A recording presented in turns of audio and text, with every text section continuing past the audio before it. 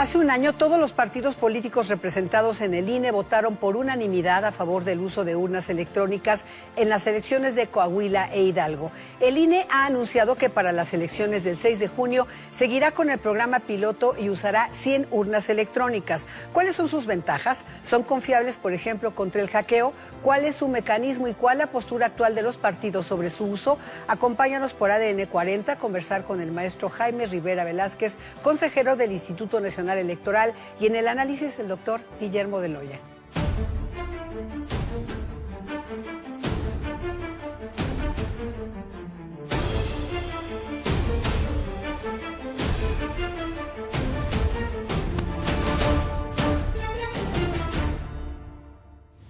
Maestro Jaime Rivera, bienvenido. Quisiera preguntarle cuál fue la experiencia con el uso de urnas electrónicas en las elecciones de Coahuila e Hidalgo el año pasado. En realidad fue una experiencia muy buena, muy aleccionadora. Se preparó técnicamente con mucho cuidado. Se contó con muy buena participación del Instituto Electoral Estatal de Hidalgo y el correspondiente de Coahuila.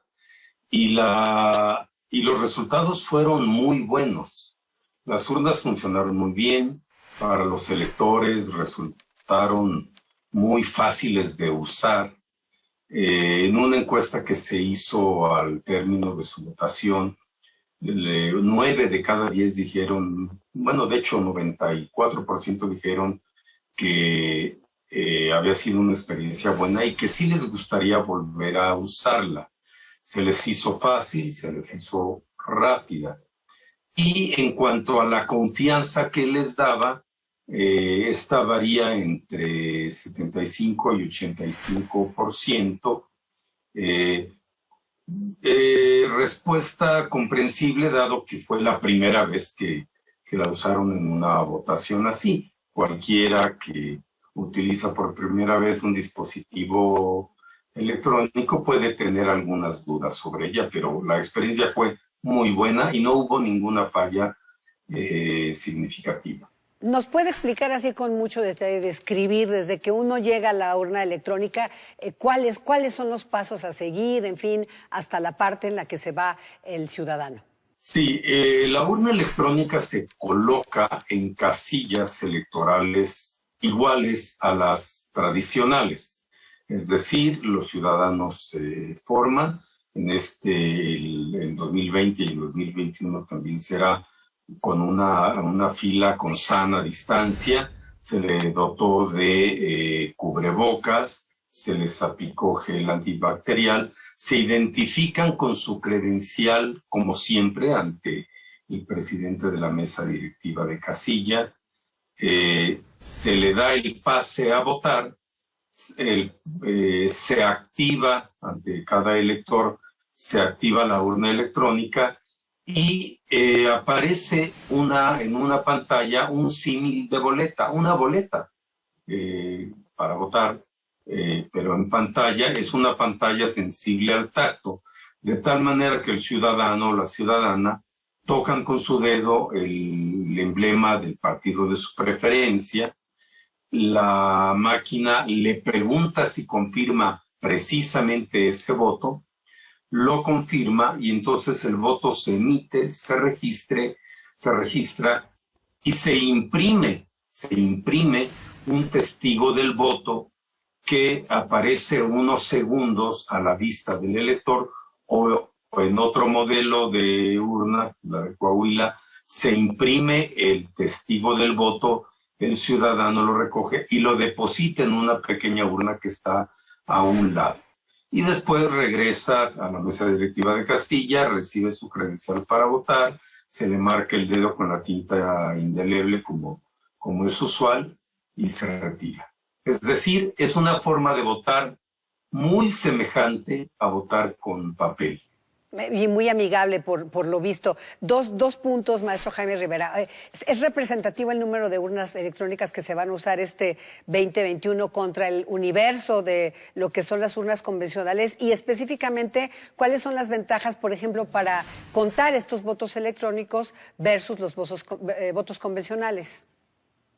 Estadísticamente no son significativas. Deliberadamente hemos optado por un número muy reducido de urnas electrónicas porque el propósito es ir probando en la práctica con ciudadanos, con funcionarios de casilla, pero también ante el público para ir ganando paso a paso la confianza. Es decir, hay un propósito de prueba técnica y sobre todo un propósito de construcción de confianza.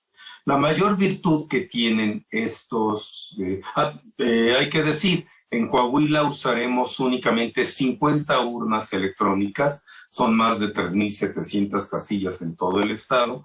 En Jalisco usaremos solo 50 urnas electrónicas producidas por el mismo Instituto Electoral de Jalisco. Las ha producido hace más de 10 años y las ha probado con mucho éxito. Y en Jalisco hay cerca de 10,000 casillas, de tal manera que los resultados de estas urnas electrónicas no podrán ser determinantes del resultado de una elección. Ahora bien, ¿cuál es la mayor virtud de la urna electrónica? Hace un cómputo de votos prácticamente instantáneo y sin posibilidad de errores. Y sin posibilidad de hackear, que es algo que cuestionan mucho, quizá porque no están bien informados algunos personajes. Sin posibilidad de hackear porque estas urnas electrónicas no están conectadas a Internet en ningún momento.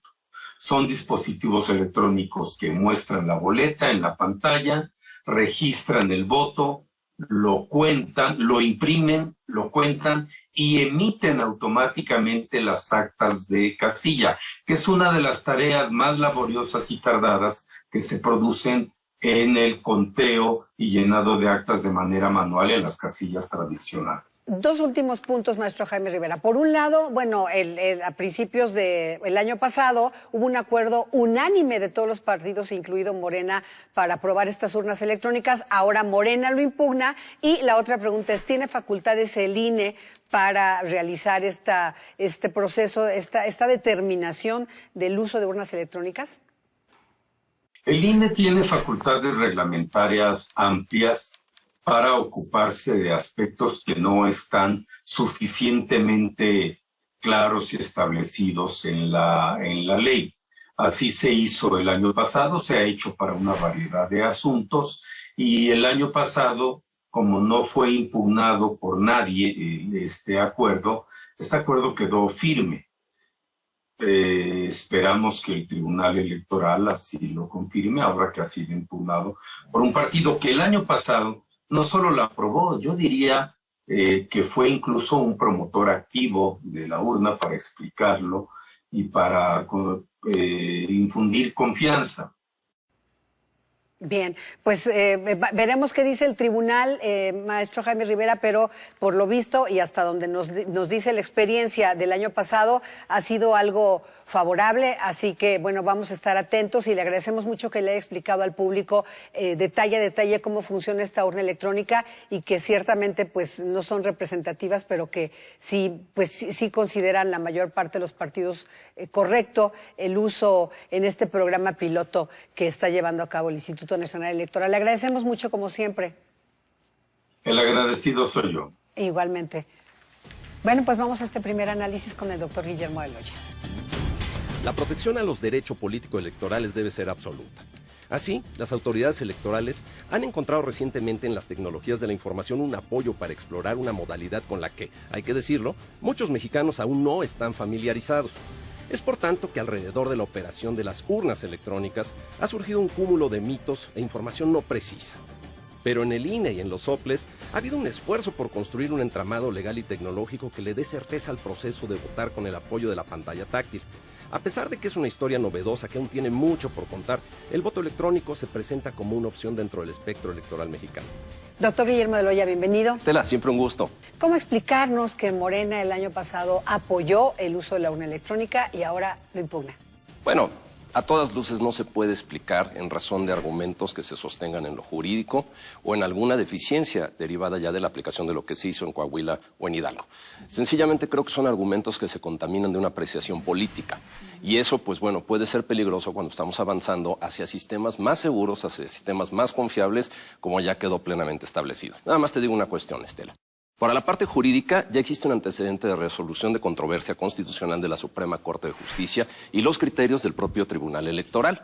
Con ello, pues ya tendríamos todo el sustento, pero además los acuerdos del propio Instituto Nacional Electoral en materia de modelo operativo. Hay un acuerdo que aprueba el modelo operativo, hay un acuerdo para el uso de la urna electrónica, hay un acuerdo que aprueba el sistema de seguridad, hay un acuerdo que aprueba el sistema de verificación y hay un acuerdo también que aprueba el modelo de operación. Si estos acuerdos en su momento no fueron impugnados por insuficiencia de argumentos que ahora pues, quieren poner en una mesa, repito, con mucha contaminación política, creo que deberíamos de ser cuidadosos en ello, porque sí la urna electrónica, probadamente por lo que hizo en Coahuila y por lo que hizo en Hidalgo, y por los pilotos que ha tenido también en estados, creo que es una cuestión que nos viene a solucionar varias cosas. Y considerando estos antecedentes que mencionas, el de la Corte, el del Tribunal, lo coherente sería que tuviera un fallo similar. Absolutamente, absolutamente, porque además, repito, no creo que se sostenga en algún criterio de eficiencia ni en ningún criterio, sobre todo que lo que nos debe importar es si existiera alguna situación violatoria de la ley. Bien, experiencia internacional en el uso de urna electrónica.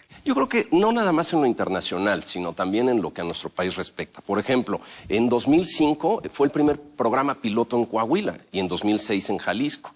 Y esto ha venido avanzando paulatinamente también en base a la experiencia en otros países como lo son europeos, por ejemplo, el pionero de todos, Bélgica en 1989, en donde ya prácticamente el 100% de las elecciones locales se llevan a cabo por medios electrónicos. Son vías seguras, son vías que abaten los tiempos de conteo, son vías que de alguna manera también le dan certeza al propio votante, porque existe también, hay una cuestión importante que faltó ahí. Existe la posibilidad de la verificación del sentido del voto. Cuando la urna te arroja al final, ¿está usted seguro que esta es su opción y demás? Muchas veces, por alguna cuestión operativa, por alguna confusión, el propio elector anula su voto por un mal tachado. En la urna electrónica esto es imposible e incluso te da la posibilidad de la verificación y la siguiente seguridad para la impresión del testigo que se va a poner en una urna especial. Creo que son métodos muy seguros. Muy importante lo que dices y bueno, tiene mucho que ver con el tema de la credibilidad en México.